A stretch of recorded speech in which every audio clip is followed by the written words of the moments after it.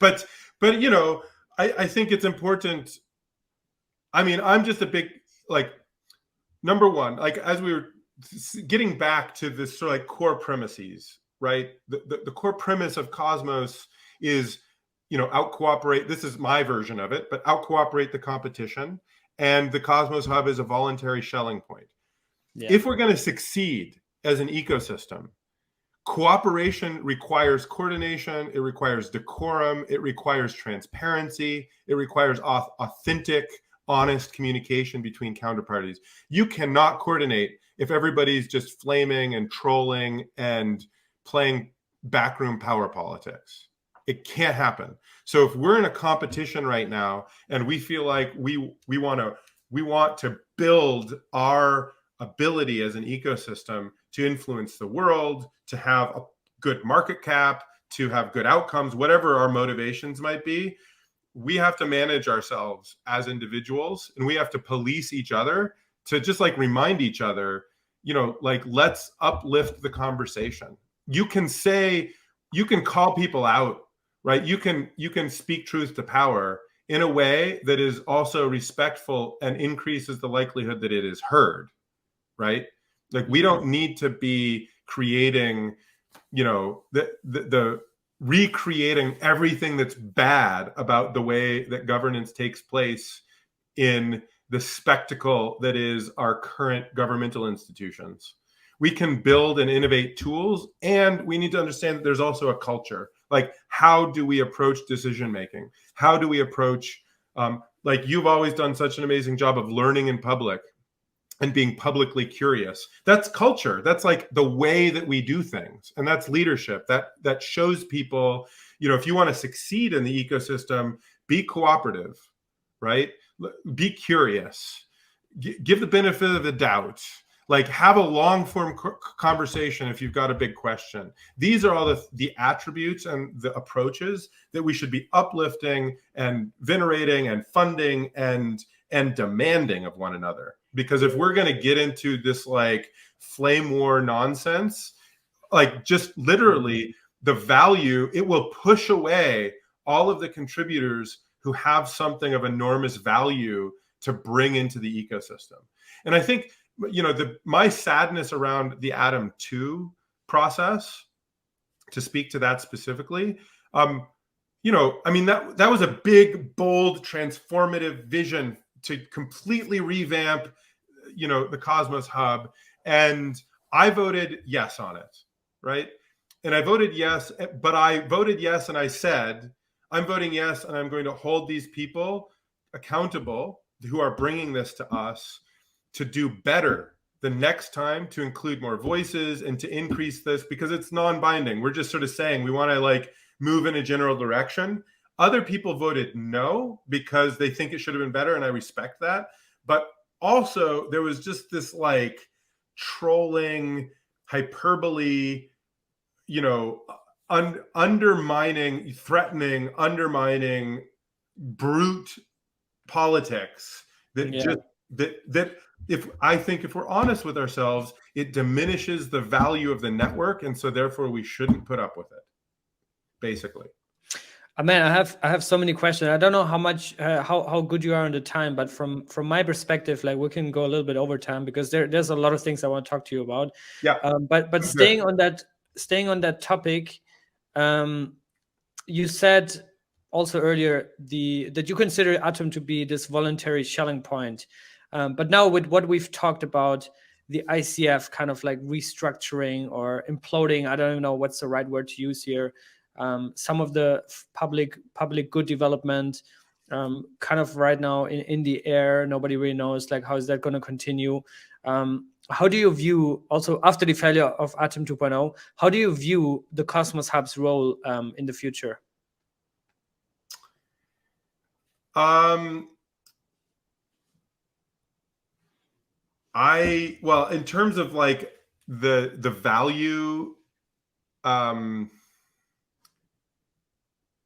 give the bull case and I'll give the bear case, and I'll just be honest that at this moment in time you're catching me, and I'm pretty ambivalent, meaning I'm a little bit of both, So the bear case is that we have a toxic governance culture, and we've chased away all of the talented contributors, and the Cosmos hub just sort of like fades slowly into, meaninglessness. It goes through it basically just tracks, because there's enough liquidity and there's enough community. It just kind of like tracks with the marketplace.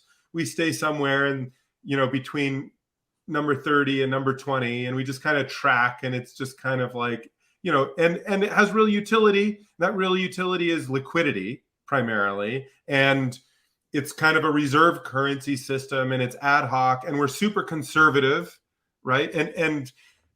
Okay, so that's the sort of like, that's the bear case, which isn't that bad. It's like, I don't think the Cosmos hub is going to like poof and disappear in terms of its relevance or value.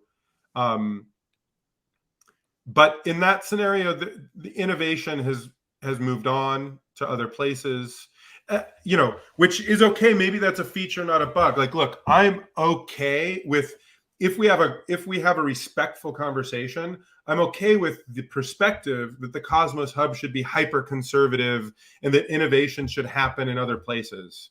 That's okay. Like, I'm cool with that if we're have a healthy debate and there's room for disagreement. Okay, so the bull case right now is that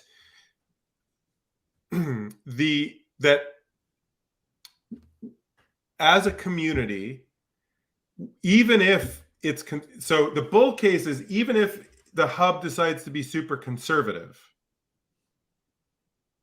and I'll talk about we can go to a little branching pattern to talk about an innovative hub versus a non-innovative hub, which I want to be clear, I don't think that has much to do with the bull or bear case. The bull case is that we create a healthier a healthier culture around the hub, right? That we learn from the mistakes of the past, and that whether it's a conservative Cosmos hub or an innovative Cosmos hub, the culture of on-chain governance and community-driven engagement is attractive and continues to pull people in who are sick of VC chains and sick of all of the nonsense, and that it's actually the way that we're dealing with hard problems. It's not that there are no hard problems. It's not that there's an infinite, up and to the right, thing. It's that, no, actually there's a genuinely community run blockchain and tech stack, and and at the heart of that, there is a respectful, professional, committed group of humans, or even amateur. It doesn't need to be professional, and we're really engaging with honest feedback, and it's like dynamic and fun, and it feels fun, and where people like me want to go participate in the next Cosmos vote, instead of people like me saying, fuck it, I don't want to deal with it, right? And so there's I think I'm like a canary in the coal mine. I would say, like, I have put a huge amount of effort, as not as a degen, but as a community member, to try to make Cosmos a thriving place, and to make our home as a business in that place. And Cosmos needs people like me. And so if people like me and those of us who are active contributors to core code and participate in adult conversations about the future of the space and other things, start to say, fuck it, I'm out of here because it's too toxic, then it erodes the value of the community. So I don't know how helpful that is, but no, it's very helpful. Yeah, and I think we really need to get back to have fun, all of us. It might just be actually this market sentiment, because also, like, if you look at other ecosystems, like I said, I did some excursions over the past few weeks and months, and every ecosystem has their own struggles, Yeah. has their own internal conflicts and all these kind of things. Yeah.